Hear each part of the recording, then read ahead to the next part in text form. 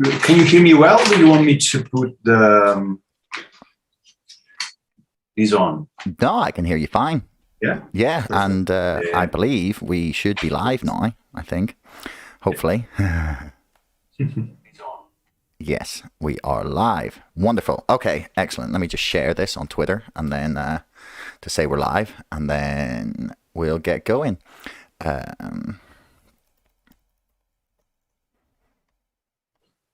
Wonderful. So, hello everyone. Welcome to another episode of Chatter. Today I am here with Dr. Paolo Gerbaudo, who is a sociologist and political analyst at King's College London and author of The Great Reset. Welcome to the show. Hi, how you doing? Yeah, great to have you with me. I know we tried to talk earlier in the year, and we couldn't quite get the schedules right. I was only in London very briefly, but it's a pleasure to be able to chat to you here. And you're also the author of The Great Recoil, which I'm sure we will get onto in a little bit. But to start with my absolute 100% favorite topic in the entire world, GameStop. I've got my nice to the moon sign in the background, got to big it up. But so do you believe that GameStop is a new type of revolution, or is this just folks like myself and other internet commentators hyping it beyond belief? I think it is the manifestation of a broader trend of these, online crowds that we have been seeing in action for several years now, both in positive and negative ways. Ranging from 2011, Occupy Wall Street, people using Twitter to gather people online and then do action offline, to the populist right, Trumpistas, Gamergate, and all the confrontations happening online, people trolling, big flames, big attacks, playing an important role in the propaganda machine of the right. And now we have these phenomena that are, these online trading wars, are really interesting because action is happening there, right? It's online action, but it's still a form of action. And that is why this term online crowds actually sticks, because they resemble in some ways the crowds of yore, crowds that were coming together, obviously coming together in public space, in squares, streets, street corners, whatever, and then using their power of numbers, their mass power that is quantitative, is based on how many people you have, by focusing all on the same pressure point, as it were. In the case of GameStop, it's really kind of gaming the financial world and demonstrating how it is already gamed, how it is already a war that is controlled by few players who actually are constantly involved in this speculative game, and showing that also the small guy, in this case, kind of the online trader, what once upon a time would have been called a retail trader. Mm-hmm. These people unite their forces in a crowd. They suddenly are as strong as the big sharks of Wall Street because of the scaling up affordance of the internet and of social media. The ability in which social media can aggregate many individuals, bring them together very rapidly at very little cost, and engage them in collective action that obviously allows people to do things that none of them would be able to do individually. I think you've picked up on something really important there. It's two things, actually. First, that this is action happening that is not just, it's not just like a bunch of people discussing things in an echo chamber online and then nothing happens. It's not like, so in the book I've talked, which I'm still writing, but I've talked about how there's been comparisons made to like QAnon, and they're calling this like QAnon for finance. And I feel like the difference here is that there's like quantifiable effects happening in the real world from what's going on in the financial world, basically.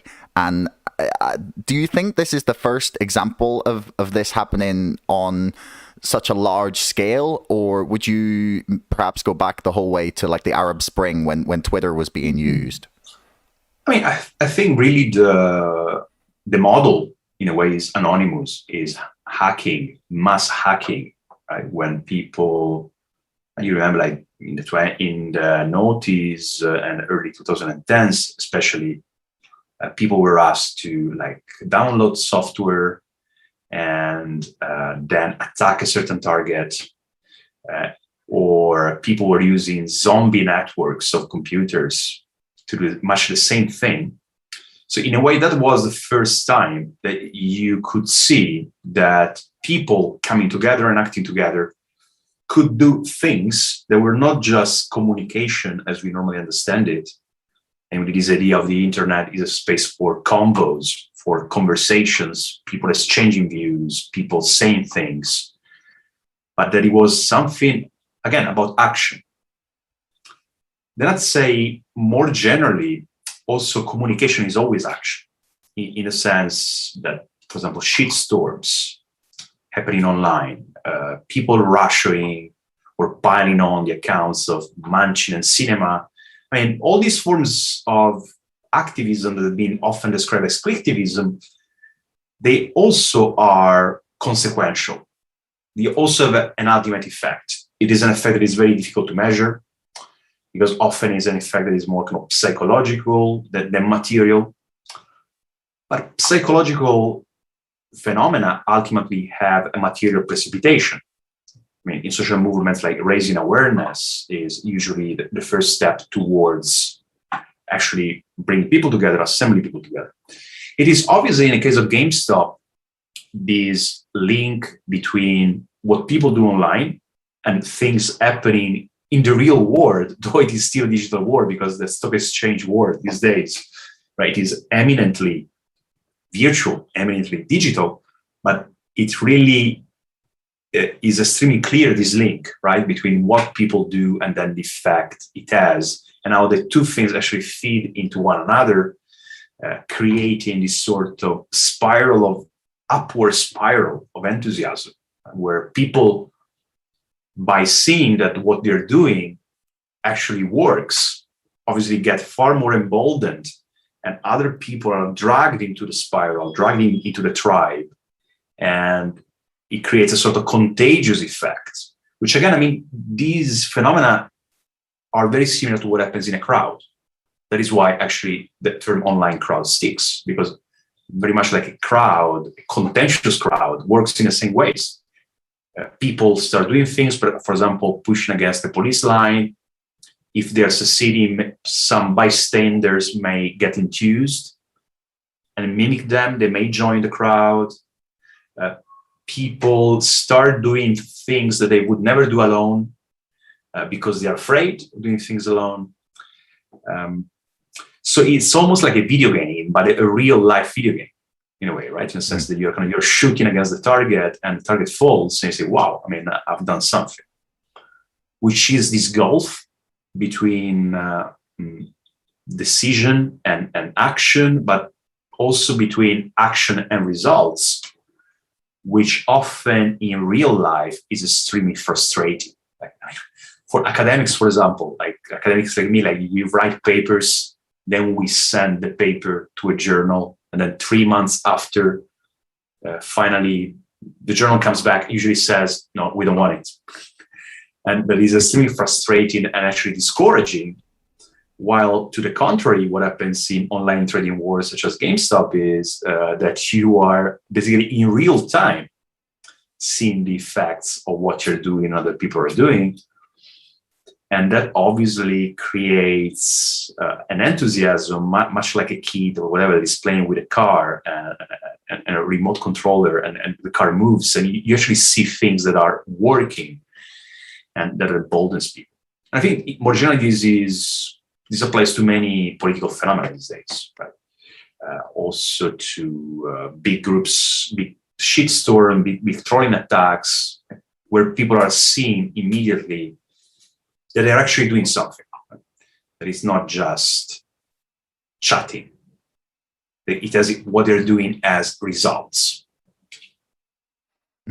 So basically, what you're saying is that what we've seen in the real world happening as a result of the actions of what's happened within Wall Street Bets to begin with, then in January, and then beyond that, there's been a whole sort of succession of subreddits as we've jumped, like the community has jumped from the next one to the next one to the next one, as it's appeared, at least to the community, that one has become compromised, or the moderators of each one. But you're saying that perhaps the reason that people are still so heavily invested psychologically in this is because they've seen real world effects from it, and they've seen things actually like happen because of the things that they have done. That it's that they've actually seen something happen, and therefore they're like, wow, okay, we can actually affect it, and that like makes them more committed to the cause as such.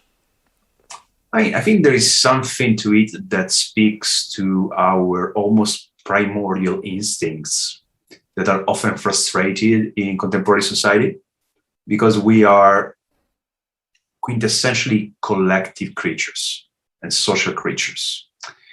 We were part of herds until a few thousand years ago, right? I mean, most of our lives, like from an evolutionary perspective, was as part of herds, was as part of groups. And there is an excitement to being part of a group that actually no individual achievement can compare to. So when people are yearning for these occasions to do things together, which in contemporary society, more so because of pandemic restrictions, are very hard to find these days. Traditional forms of action of coming together, contentious gatherings, as the historian of social movements, Charles Tilly, would call them. So whenever people see an opportunity for that, they just jump on that en masse. I mean, obviously, people are part of the broader community. In this case, we're talking about online traders. So it already is a sort of specific class, people with some play money who can risk that and who are oriented towards that. But it really speaks to an imbalance between supply and demand, in a way, in collective action, in the sense that I really think these days there's so much demand that is not satisfied, because there's so very few occasions where people can get this almost tribal experience, right, of becoming part of something bigger than themselves. And it's something that is contagious to the point almost of being addictive once you become part of these groups and once you see that you're doing things together. Yeah, that's quite a real talk. I mean, so they've had Reddit have been releasing like their like for all their users for this year, in a similar way to Spotify do, actually, like what the top subreddits were and how much time you spent on them. And I saw there was a thread on Twitter where people were screenshotting like how long they'd spent on the GameStop related subreddits, and some of them were like hundreds and hundreds of hours of this year, and like mine included. So I'm guilty as well. I mean, mine wasn't anywhere near as high as some people. So, but this idea actually that you mentioned there about demand for collective action and a lack of supply of it is so real. I mean, I think, and maybe you can speak a little bit about this, but one thing that struck me about the movement is that maybe it began with a lot of sort of professional traders, but very quickly it's become clear to me, at least, that this is not a group of people who own other stocks. Like they own one stock, and that's GameStop. Maybe like the movie stock, but like it's for most people is just GameStop. That's all they have, and I think that's very real. Actually, what you're talking about is that they have become increasingly frustrated at our inability of the people as such to make change in our society. So to sort of Yeah, break rank and bring in your book here. Do you think this is as a result of the kind of neoliberal system that has built up over the past 40 years? Do you think that that itself is hindering people's ability to feel like they have an impact upon their world or their country or their local community or any of these things? Yes, I think that GameStop is a very good metaphor of many things that are wrong with neoliberalism. First and foremost, financialization. And the curious thing about choosing GameStop as a stock is because it is a kind of a beloved shop chain, right, that many gamers go to, and it's something that is very valuable for people. It's something that actually exists in reality. It is kind of brick and mortar. It is a shop that people go to, is a reference point in the community. It is a gathering point in real life. And then you see how in the stock market that doesn't matter at all. Like all that matters is the ability to kind of like make money out of it, often really kind of betting against that, like in ways that are completely cruel, but also ultimately in a way economically irrational, that don't seem to have a kind of economic rationality. And you see how these stocks have actually no relation to reality. In a way, the GameStop saga is precisely a sort of multiplication of that, in a sense that the stock skyrockets, but because people want it to go up, right? Not because this is a reflection of economic performance. Much like people are betting against that stock, wanted it to go down, not because of, or only because of economic fundamentals behind it, but because they wanted to make money out of that by betting against that. Second, there is also a problem with neoliberalism in the way in which it has created dislocation in so many aspects of our lives.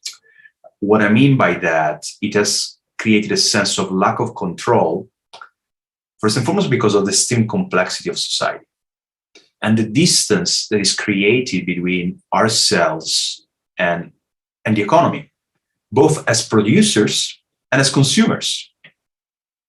Capitalism has always been about alienation, namely a sense of estrangement from what we do, because literally what we produce is taken away from us, like turning into money. And the same goes with consumption. But under neoliberalism, this has been just magnified to the point where, like, when we consume things that come not from far only, but from far, far, far away,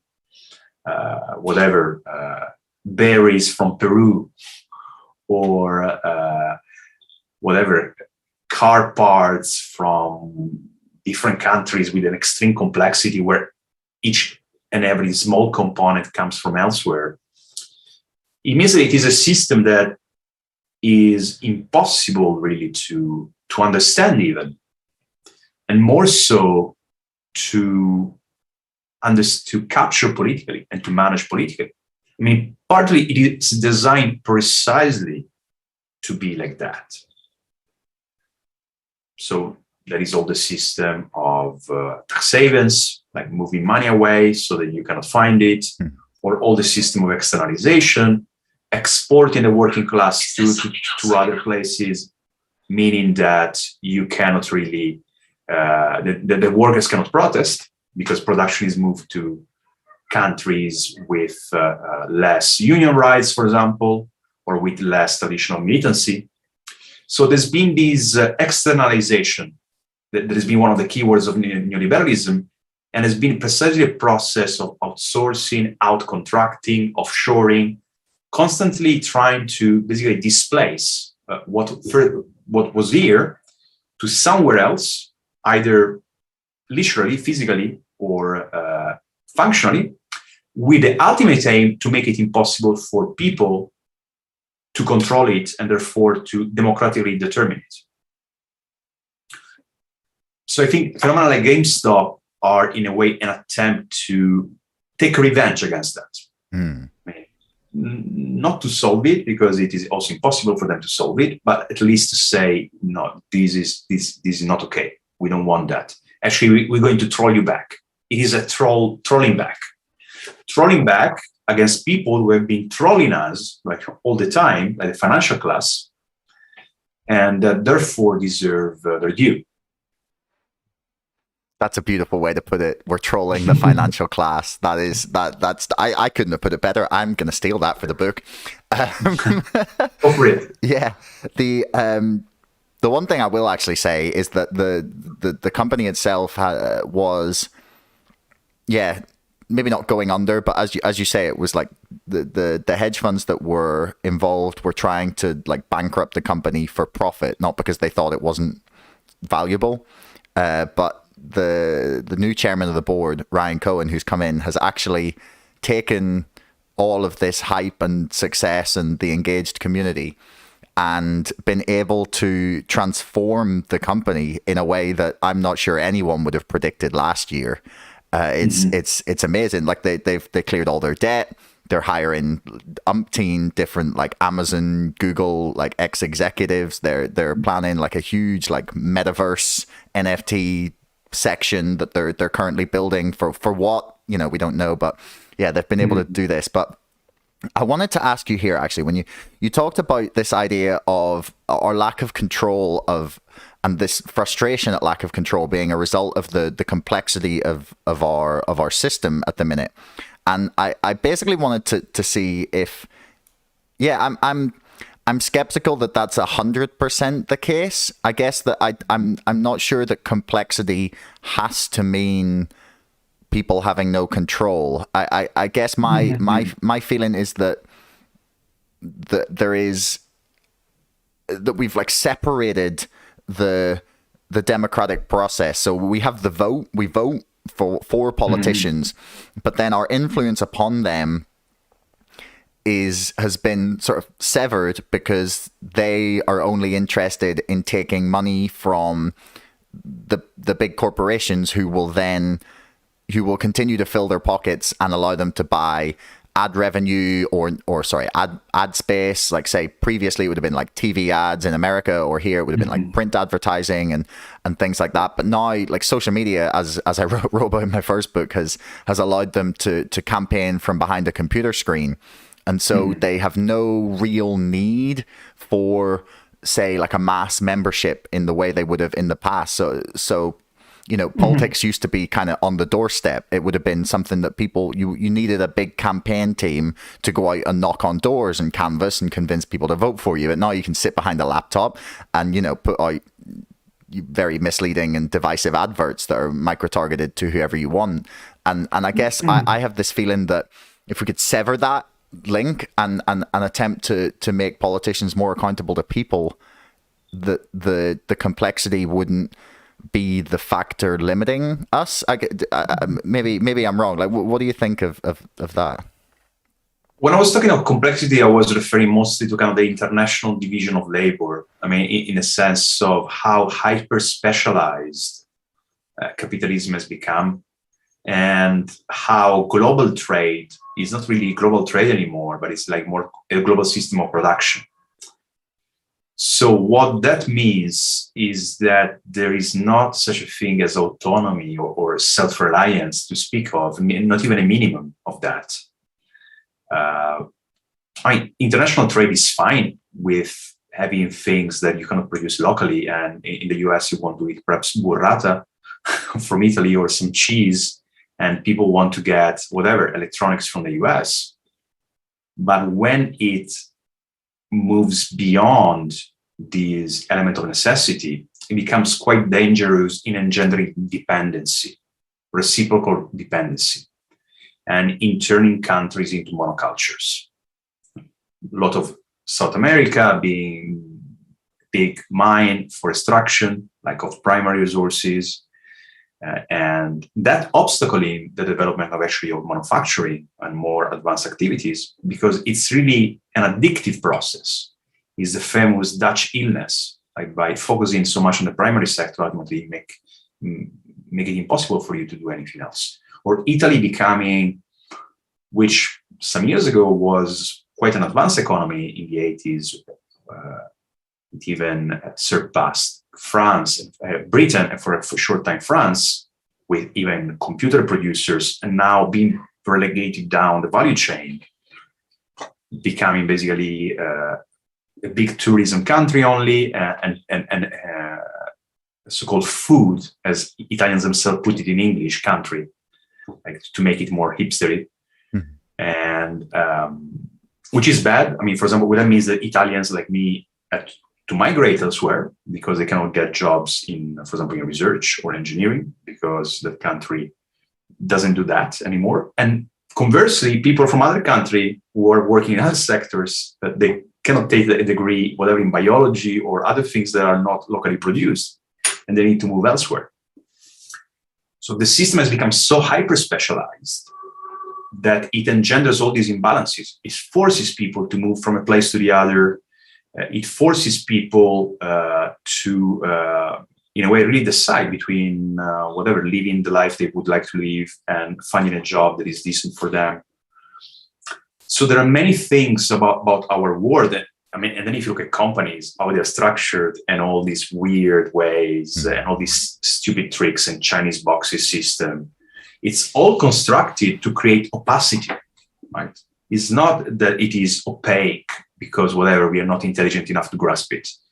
It's because it is designed to be opaque with all these fake companies and fake group of companies and so on and so forth. Because the more opaque it is, obviously, the more difficult it is for citizens to understand it and ultimately to exert some form of monitoring activity and control activity on that. So you're saying that, yeah, the opacity is the point then, basically. So is that, do you see there being like an extreme contrast then with how this old system has been set up and how the internet functions? Because the internet is essentially, in my mind at least, it's like the ultimate transparency tool when it's used correctly. I mean, we're as a species, we're still basically figuring out what it is. I don't think we have a grasp on it yet. But do you think that's the reason that there is such a move now to try and, amongst sort of larger corporations and media conglomerates, to try to have like some sort of control over the internet, is because it's completely antithetical to that opacity that they've built in their other systems? I mean, I'd say that always capitalism thrives on information of different kinds. I mean, the stock exchange is actually an example of that. So it also thrives on certain forms of transparency. Yet it also has so much secretiveness, and also governments obviously have that, which is a key component of power. I mean, power goes with secrets, right? I mean, that is why leaders are called secretaries. They literally are the people who are charged with keeping the secrets. Because if you have no secret, you also have no strategy. If you are telling your adversary your moves, your adversary will simply prepare for them, right, and anticipate them. So in that, the internet is both as huge potential in terms of creating trust that is based on transparency, right? Because trust is premised on being reassured that what people are telling you actually is what they're thinking. And online, if anything, there is this inhibition when we are saying everything we think, perhaps also things that we shouldn't say. Like as someone was putting it on Twitter the other day, this is for the group message. Like, you know, there are things that are not for open conversation. For example, she was making a case of screenshotting weird Tinder profiles, right, or online dating apps profile. And she was saying that it is quite humiliating because perhaps someone can recognize that person. Like, it is a bit cruel, right? It's a bit mean to expose people like that. And actually, and she was suggesting that there is something, all right, you can joke on, but it's better to do it in a smaller circle of friends, like your family group or your friends group or your whatever, like be it on WhatsApp, on Telegram, Signal, whatever is your favorite instant messaging. So actually what that tells you is that also the internet is not completely public. It's not completely transparent. Actually, it has this sort of nested structure where there are some more private rooms, right? As you already had in the old chats, like that all these like me like still remember from the early internet, right? Where you could basically create a separate chat for people to discuss things. Yeah. So I mean, in a way, also the internet has this element of opacity, but definitely it's more the kind of transparency element, the one that is preponderant. Yeah. Do you think the internet can be governed? Like, do you think it's actually possible? And do you think it should be? Actually, is probably the better question. I think the internet has always been governed. We had a bit this impression, partly illusion, that it was this eminently global architecture, which meant for people, when people were saying that, it meant that it was beyond the control of nation states. Governments could not control the internet. Governments could not shut down the internet. Then 2011 comes the Egyptian revolution, and the day after the big protest on the 26th of January 2011, the Egyptian government literally shuts down the local internet by shutting down electricity to the most central telephone exchange in the country. So they literally didn't even kind of disconnect cables. They shut down the electricity supply, which meant that basically, except for one internet provider in the country that happened to be the provider of the stock exchange, all the rest of the internet infrastructure was completely silent. I mean, when you look at the internet traffic data from those days, is shocking. Actually, it didn't work out too well.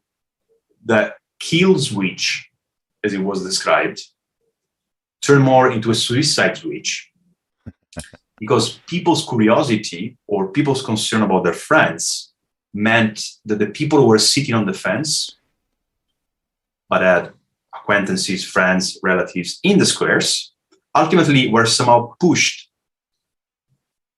to the squares because they had no more sitting on the fence option. They couldn't stay at home and see what was going on and whatever. Solidarity people, do what you're doing, continue doing that. They actually had to go to the streets, even if it was just to find their friends, also because mobile phones were not working, right? So people out of concern went to the squares to find what was happening with their friends and relatives, and they ended up actually adding to the crowd. So that is an example, but that is an example of something that is more general in a sense that the internet is based on national infrastructure that is controlled by nation states. And it's not just the case, whatever, of China, Iran, countries that are sometimes cited as an example of internet authoritarianism. It is the case everywhere.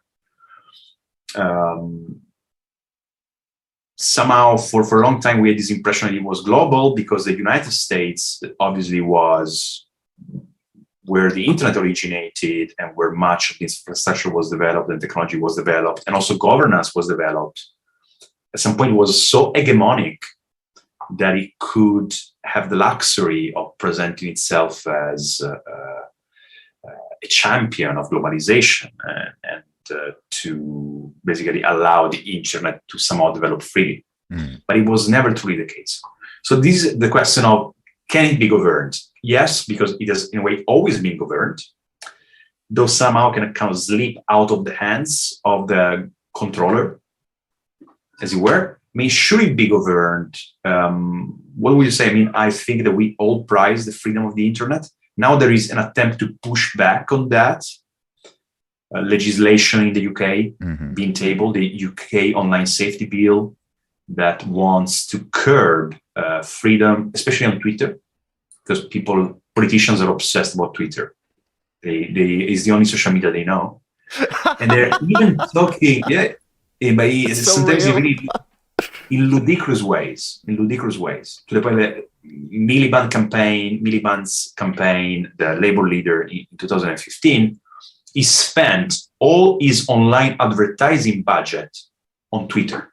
No way. Not the whole thing. Which really? is ridiculous because, I mean, nobody watches ads on Twitter. Plus, Twitter is already super polarized. It's not a place where you can win anyone. Well, the sensible thing would have been to spend it on Facebook, right? Where people have more kind of personal contacts, or elsewhere, whatever, Instagram. But so what I was talking about is the UK online safety bill, currently tabled in the Commons. I think it is due to be finally discussed and voted on in April. And it is an extremely draconian legislation. I mean, basically, they want to criminalize Russian people, pylons, like Twitter pylons, like in a sense, like people going to Manchin's account. I mean, I always go, when I'm on Twitter, almost every day I check Joe Manchin's Twitter account and Kristen Cinema Twitter account. Why Joe Manchin specifically? Because I can kind of understand, but like, I mean, the two big obstructionists of the Biden agenda. But what is really interesting about their accounts is that whenever they tweet on anything, basically, they'll have 100 likes and then whatever, 500, 700 comments, all of them negative, like people telling whatever, Joe Manchin, you're a hypocrite because you're saying you're doing things for the country. Why are you not voting the Build Back Better bill? Yeah. And these are very interesting events, or very interesting shitstorms. And that's how technically they're called. And because they show how the sort of added value of social media for democracy is really seeing this feedback from people, from ordinary people. And you can immediately kind of get a sense of whether a politician, a policy, a declaration is popular or not. You can clearly see that. Clearly, politicians don't like that. Like, they like tweeting. They love tweeting. They love being retweeted. They don't like getting comments. Because mostly, actually, if there's more comments than likes, they tend to be negative comments. I mean, the discussion really accelerates when there is a negative element to that. But from that to criminalizing the pylons and equating them basically with harassment, because that is basically the argument, is extremely dangerous. And also speaks to more general tightening, right? Community guidelines, fake profiles. Do you mind if I just stop you there for 1 second? We can go back to this. But how have you read like the language in which they're attempting to like define this sort of pylon thing? Like, is it a certain number of comments within a certain length of time, or because that seems like a really difficult thing to define, like even if you wanted to try and do it? I mean, it is very slippery. Now there's drafts like of legislation, but there's already jurists, legal experts who have been looking into that and really saying that it's extremely dangerous. And precisely because of this, I mean, where do you draw the line between, you know, like a vociferous but ultimately healthy democratic conversation and instead a full-on whatever harassment, which is something, I mean, very different. So, I mean, from my understanding, one could be sent to jail up to 2 years for participating in a Twitter pylon, which sounds, I mean, very draconian, but it speaks to the fear of the establishment vis-a-vis of social media.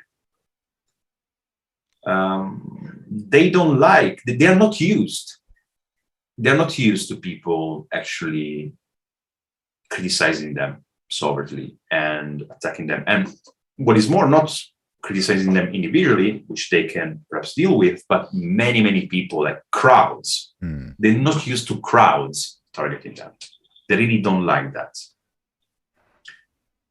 Yeah, very few of them have like real world experience where they will have dealt with a hostile audience because I mean, I don't see very, very many politicians these days who would go out and speak in front of a crowd. And even then, if you're going out to campaign about something and speak about something, you're going to be greeted quite often. Like you're going to be like, say, like Jeremy Corbyn. I don't know, this is a bad example because I'd say he's a better public speaker and more used to being confronted than most. But he at least, if he goes out to say speak at like a pro-Palestine rally, for example, or something like that, he's unlikely to be confronted by a hostile crowd. So I think what you're saying is right. And then the politicians have this, I think this is probably the root of the problem, is that they have this habit to then believe that it's all, as we were talking about earlier, just like trolls or right-wing nutcases, or you know, the woke mob coming after them, or you know, whatever side they happen to be on. And then for me, the thing that gets really difficult to figure out is like, how many of these people are real? Like, do you buy the dead internet theory? You know, the like at least 50%, 60% plus of the accounts online are all fake. Like, how much of the pylons and these things do you think are actually real people? I think they are real people. Like, obviously there's bots, there's fake accounts, but mostly fake accounts ultimately are real people, right? In the sense that there's people who have multiple accounts, whatever, professors who don't want to blemish their academic reputation. I mean, I see economists doing that all the time, like, you know, or you get a feel for that is the case. I mean, it's still real people. The problem often is people who are, especially the more militant ones and the ones that are more outspoken, are often very vocal minorities. So sometimes the mistake is thinking that these people are representative of more widespread feelings. For example, I mean, say anti-vaxxers, that has gotten so much attention and are so vocal on social media of all sorts. So if you basically consider Facebook or Twitter as a reliable indication of public sentiment, you think that the majority of the population is against vaccines, which is not at all the case. I mean, the anti-vax community is a relatively small community. Around 20% of people in Western countries support that, but it is an extremely militant community. But then also more majoritarian opinions will always have a kind of vanguard to them. There is a smaller group of people that is far more mobilized, far more cohesive, far more determined, and that is what is manifested in the form of the online mob. Now, for me, you know, for many, the very existence of mobs or crowds of any kind is something dangerous, something negative. And obviously, it's sometimes they're not nice crowds. Crowds can be quite bad and actually can be contagious in terms of following bad example.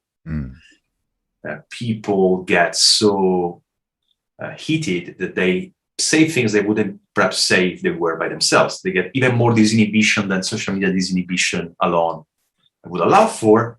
But, you know, that's politics. I mean, politics is conflict. It's conflict of idea. I'm much more worried about liberal attempts to kind of sanitize social media conversations. Liberals in the European sense, like centrist attempts to kind of sanitize social media conversations, turning them into whatever buttoned up conversations where I say my thing. Mr. Bourgeois 1 says something, Mr. Bourgeois 2, and everyone is basically super elegant and whatever, because that is not how society operates, and that is not how democracy operates. We want ordinary people to participate in politics. And that is actually the great thing about social media, because it is the first time in history that when ordinary people are writing their thoughts in public, not only speaking in public, they are writing in public. often with spelling mistakes, often with very strange sentence construction. But it is beautiful in and of itself, I think, like the fact that ordinary people now, many of them are kind of expressing themselves on social media. For how much often the content may not be one that is agreeable or even beyond that, but it is potentially something democratic, something that actually enriches our democracy. I hadn't quite thought about it like that. That's a really, really beautiful way of thinking about it. I mean, I'm very much like I put myself in the category of like a free speech absolutist. Like I think people should be like, short of like literally inciting, like we're gonna like get him, like go beat this guy up. Like aside from like literally inciting violence, I'm very much a fan of letting people say what they want. But that's a really interesting way of thinking about it. Is that perhaps that like the chattering classes or however you want to define them have never been exposed to the fact that the whole world, like everyone has some crazy opinion somewhere about something. Like I guarantee almost everyone has an out of the norm opinion about something. And like maybe maybe we're just not used to being confronted with like the madness of each other, and that's where that desire to shut it down comes from. And if you use YouTube, you start from a kind of extravagant opinion you have, and then suddenly UFOs, do they exist? And then suddenly you go down the rabbit hole all the way down, right? Until you reemerge as an alt-right supporter or something like that. No, you come out thinking space is fake, man. Like you, you end up on those Hollow Earth videos. I mean, Hannah Arendt, the political philosopher, she had this line where she said that society's survival is premised on hypocrisy. That's great. In the sense that if we constantly said everything we thought about other people, like society would turn into kind of civil war, even our families or everything. I mean, there are things that we keep for ourselves because it is not kind or it is not necessary. Ultimately, living with other people also entails, in a way, kind of keeping things for yourself. So, I mean, that is why also total transparency is not good necessarily, because people need to have their interiority and they need to decide what they want to exteriorize, what is part of the internal thinking that what they want to express. Otherwise, people wouldn't even be able to consider things for themselves, and perhaps at some point have an extravagant opinion, and then whatever, also confronted with the reality and decide they don't want to have this opinion. So there is a bit of that. And there is also a bit, all the cancel culture, big, like, I would say, obsession, right, of right-wing commentators and some neoliberal commentators who are now even setting up universities because they're saying that social justice warriors are censoring them. I mean, it is not true, yet sometimes there is a bit of a tendency to single out people for punctual opinions. There is a certain moralism, a certain online moralism or puritanism, which is sometimes, I mean, I don't think it is dangerous for freedom of expression or anything. Sometimes it's a bit fastidious in a sense. It's not something that militates in favor of having kind of open conversations and having critical thought, and also allowing people to have heretical ideas, because sometimes heresies become the new orthodoxy, right? Because perhaps they do make sense. Yeah, I mean, I think that sort of cancel at least in America, I think what happens is there are examples where like, I mean, I spoke to Dr. Brett Weinstein on this show a while back, and like what happened to him was horrifying, and it was like it's like an incident where that sort of madness of the internet has spilled over into the real world, and I think and then for what happens is it's very easy for those crowds to then appear and things to sort of run out of control, and then professors who have for decades perhaps in a lot of cases been just, you know, they've been able to sort of have discussions about controversial topics within their classroom and have that just, you know, that's what university was for, essentially, in some ways, I think. And that then when that has spilled over and the internet has realized that that's what's happened, then people get very crazy and that sort of puritanism comes out. And I think that's probably what ends up happening. So you talked there that Hannah Arendt quote, I am going to have to go and find that as well. That sounds horrifying as well. It's very, very real. You know, society like needs hypocrisy. And maybe, and like, cause if we were all exposed to all the things we thought all the time, society would collapse. And it's like, is that what we're seeing now with the internet? Like, Yeah, there is so much animosity going on online. I think there is this polarity, especially when it comes to micro celebrities, where either someone becomes a kind of cult figure and becomes someone who attracts a fandom base, but at that point doesn't even question the micro celebrity anymore, because it's like questioning whatever your favorite reggaeton rapper or something. I mean, it makes no sense. You just admire that person, you love that person. It's really about kind of loving or hating. Like, conversely, with hating people, there are sympathizers and antipathizers. And sometimes people have more antipathizers than they have sympathizers. And there is also like an element of spite sometimes, or envy, which is a sort of side product of all this constant self-promotion and exposure that people are compelled to do, which often positions people who are not able actually to enjoy that lifestyle or to have that success in a position where they feel almost victimized by the people who instead parade their success. So it gets sometimes quite out of control because of this distance. Because there are things that people would never say to someone straight in the face of the person if they were in the same room. Also because if you do that in physical life, sometimes it can end up with blows, especially in Britain on Friday nights. It's not like in Italy. In Italy, we have more complex interactions. You start like insulting all the family the way down to your ancestors, and then perhaps there are some punches are blown. But with the Italians have the hands out long before there's any punches, right? It's more of a rhetorical violence, and then it's better, less wounds, less people hospitalized. But then there is instead this. What would you say? I mean, when you're online, instead there is this distance that make people feel safe and comfortable to say things against anyone.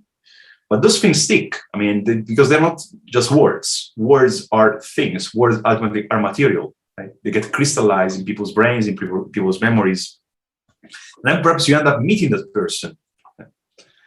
So it can make for a very divisive trend. And throughout my research, looking at election campaigns, heard of brothers and sisters not speaking to one another anymore because they saw on Facebook that someone was supporting a candidate and the other one was supporting another candidate, and that they were completely dissing people who were for the other position. So is this really mixing of the private and the public? Right? The sentence can be quite explosive. What do you think is causing that sort of?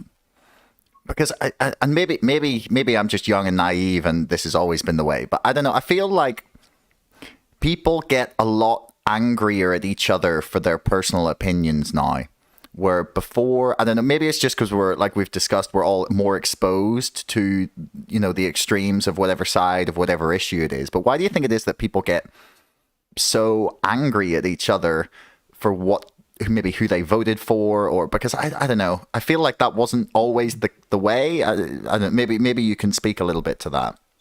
Because we are Thatcher's babies, or Thatcher's children, or Blair's babies. So people like around our age have been brought up during time that was called economically the Great Moderation, because of low inflation rates, low interest rates, and a semblance of economic stability. And that went with a political moderation, because there was a strong consensus, the so-called Washington consensus, on free trade, free enterprise. Everyone is going to get rich. You can get a house, you can get credit, you can get your mortgage. Why should you care about politics? Why should you divide about political things when you should sort out your problems individually with your job, your investments, and so on and so forth? But there was a parenthesis in history. There was a digression. Actually, normal history has been about almost tribal divisions in society, a lot of hate in society, a lot of conflict in society. I think, as Mao Zedong put it, paraphrasing von Clausewitz, that politics is the continuation of war by other means. It's a sort of mostly peaceful, in a sense of not overtly violent, civil war that is going on among different interests in society. Unfortunately, it is hard for it not to be that way, because society is divided materially around different interests. Obviously, everyone who wants to live in a peaceful society doesn't want that to escalate into violence, into terrorism, and so on and so forth. But at the same time, depriving politics of that element of conflict and antagonism only engenders distrust in politics. Only makes politics a politics of experts, a politics where other people decide for you. So in a way, I think we need to cope with that.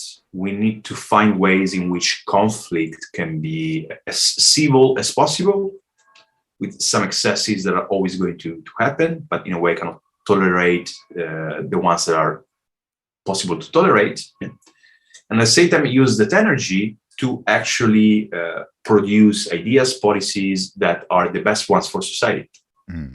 Yeah, because we live in an era when people have never been more passionate about things, but never more willing to talk to each other about it. It's amazing. And I mean, this is vaguely what I'm attempting to do with this show, is to like try and talk to people about from all different angles of every single issue I can find. Like I've been lucky enough to have everyone from people who are like just literal self-confessed communists, all the way to people who were at the march on January 6th. They weren't inside the Capitol, or they'd be in jail, but they were there at the march. So I'm hopeful that talking to each other is going to be the way forward in the world. But I maybe that's naive, but we'll see how it plays out. But ultimately, what some people don't want to accept is that we live in the same world. So, we are part of the same society. We live in the same historical time. And actually, for how ideas may seem opposite, they are responses to the same problems, because there is a shared experience, even with the person who is most distant from me in values, in beliefs, and so on and so forth. Ultimately, we are immersed in the same social condition. Yeah. We're all living the same world, and like ultimately, like aside from a few really crazy people, I think what most people want is the best for themselves and their family, and they're not out to cause harm to anyone else, and they're not actively wishing for bad things to happen to other people. Like they just want peace and prosperity. I think that's what most of us anyway are after. But to bring Depends how you define that. yeah. I don't know. You look too long at Twitter and you wouldn't think that, but I think that's what most of us want. But to like sort of bring this like back to GameStop and to the idea of neoliberalism. So, the title of on the podcast was like the end of neoliberalism, and I wanted to ask if you think that we are witnessing the sort of the death throes of this ideology, whether things like the GameStop saga, where we were witnessing a bunch of people on the internet potentially, well, they did, like, at least temporarily in January, and it seems like they're still having an effect because, well, the DOJ just launched an investigation into a criminal investigation into fraudulent practices by hedge funds and short selling. There's more lawsuits being filed. Citadel and Robinhood are going to court with a class action suit. Like there's a lot of big things happening that seem to me to be exposing to the wider public the sheer level of, in my mind at least, fraud that's involved in the financial world, and just how like predatory it is, and how based in absolutely nothing it all is. Are we witnessing like the death throes of this system, or is it going to find a way to bounce back? I mean, I think the system is rotten more than it looks. And we are not really fully realizing the scale of the COVID-19 crisis and how it has hit economic fundamentals. I mean, it's enough to look at profit rates and interest rates. I mean, interest rates have not been this low, in historical memory. And obviously, it's a very bad sign for capitalism that they need to be kept this low, because it is not really good for capital, interest rates being this low. And especially when they are lower than inflation, it means that people with savings, people with capital, that the capital is being eroded, right? If it doesn't find profitable avenues for investment. It is a system that can thrive only if it grows. It cannot be steady, because otherwise it cannot make a profit, and therefore it cannot reward investors. But the reality now looks, at least in the West, that we are heading for a time of very, very low growth rates, because in a way, the space is saturated, the economy is saturated. Many of the revolutionary inventions that really changed productivity and made our lives better are in the past. Washing machines, electricity, transportation, things that really changed our lives, actually more than the internet. So I'm not saying that this is the end of history, like that we are just going to be in this eternal stagnation, but now we are in a prolonged stagnation.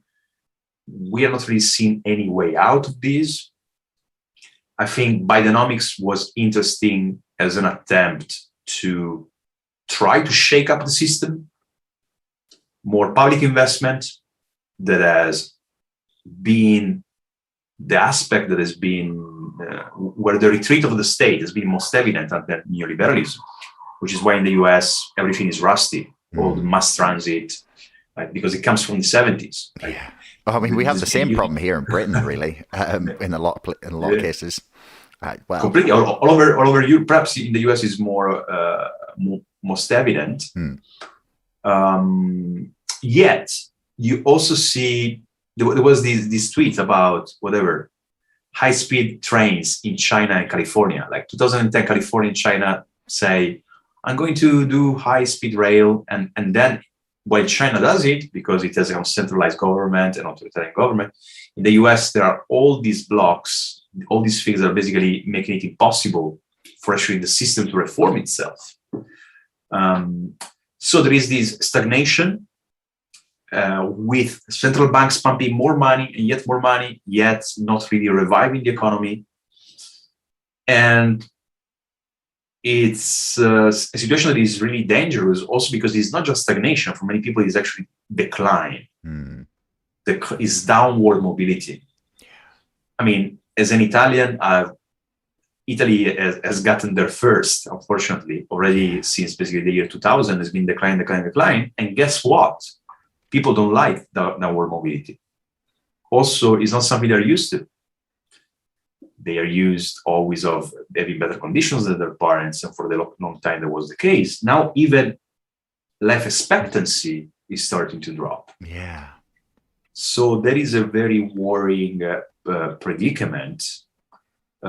Perhaps in the near future, more state interventionism and some technological breakthroughs, perhaps at some point nuclear fusion, may provide a new technological edge and provide new avenues for investment. Yet in the short to medium term, we are caught in these shallows where society is stuck somehow. Yeah. Yeah. I think that's a really good diagnosis, actually. And so I can't remember what the exact term is, but Eric Weinstein talks about this a lot. And he says that there seems to be something that is preventing the revolutionaries, essentially, like not literally like the revolutionaries, but the people who would have like changed industries, changed companies, changed like systems from rising beyond a certain level because they rock the boat too much. Like, what do you think it is that's stopping us from like shaking ourselves free of that stagnation? Because it's something that I speak to so many people who are totally aware of all of the things that we're talking about, right? That are completely like brilliantly versed in it. They have seen it. They have studied it. And if you speak to anyone on the street about this, I don't think they would disagree with you at all. Like, maybe they would dispute a few points, but I think they would largely say, yeah, we're in a period of decline. Things are getting worse. What do you think it is that's stopping action, basically?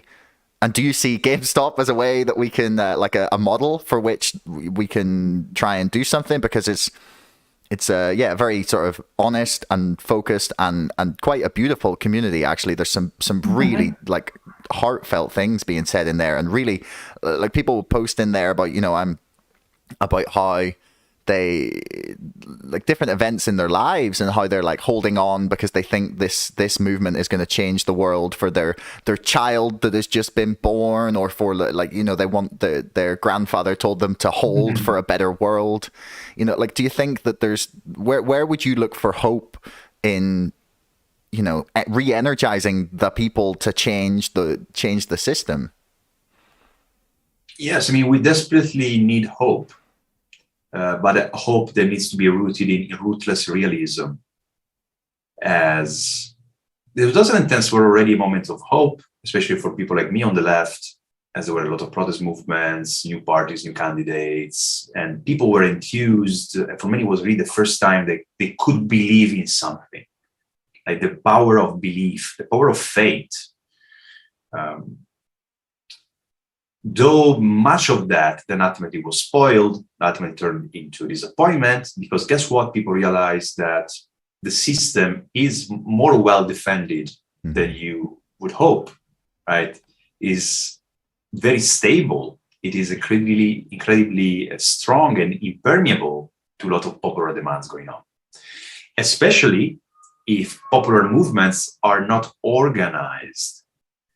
And we really lack a culture of organization that, I mean, at least my parents and generation of our parents, people coming before us, had. Because, I mean, the simple thing of being in a meeting and you have a problem, you have a meeting. Now, even the basic literacy of being in the meeting, getting things together, is something that many people lack. Right? Also because meetings are often terribly boring.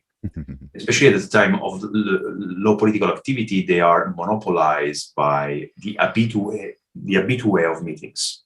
The presentialists were always there and disrupt things often. So I think is the characteristic of movements, of mobilizations, of crowds, but it also lies in mechanisms through which you can chip in money, you can chip in time, you can throw in resources, you can contribute things without having always to be mobilized 100%, because that is not sustainable. You need ways for people who don't have time to still contribute something. And that is ultimately what organizations have always done. Thinking about trade unions and thinking about cultural associations, I mean, even a religion association, political parties, they were the heroes of modernity because they were basically machines that brought many individuals together and combined their power, their forces, their energy, their strength. We are still trying to figure out what organization would look like in the 21st century. And there have been some attempts, there's been some beta versions, there's been some prototypes, but we are still far from finding the actual template to use in the future. And then we also need like optimism. And I mean, for example, speaking with my father, who was 78, I mean, if he looks back at his life, he sees this period as a period of enormous pessimism. Obviously, pessimism is not going to lead you anywhere but to fatalism, to nihilism, to retreat, to depression. So we also need a bold vision, perhaps not like the ideology, the totalizing ideologies of the past that promised a lofty future, but really a commitment, a design of what we are going to construct, the kind of society, the good society, the better society that we want to build for ourselves. Without those two components, without vision and organization, you can have explosions of activity, you can have insurgencies, and that is all good. I mean, it's better than nothing. But then the risk is that it is occasional. Right? It is short events that do not add up to systemic change, ultimately, to a real transformation in the way society operates. Well, hopefully the internet is providing some early, as you said, beta tests for how this might work in the future. I don't know, like things like, Jeremy Corbyn's movement in Britain, the Bernie Sanders movement in America is showing us that like things can be organized online. And I'd say we've probably we're past like minimum or peak disorganization, if that makes sense. So fingers crossed. But anyway, unfortunately I have to wrap things up here, as I have another podcast to record in like 10 minutes for tomorrow, actually. So if anyone's tuning in, there will be one out tomorrow. I really want to thank you for your time. It's been really, really interesting. Like I've definitely learned some things, and there's some stuff I'm going to have to look up. Took notes. Yes, I did. I always take notes. It's useful to refer back to then later on. But is there anything you want to like point people towards before we finish up here? It was a pleasure. I hope people enjoy this, and I'm looking forward to discussing with you again.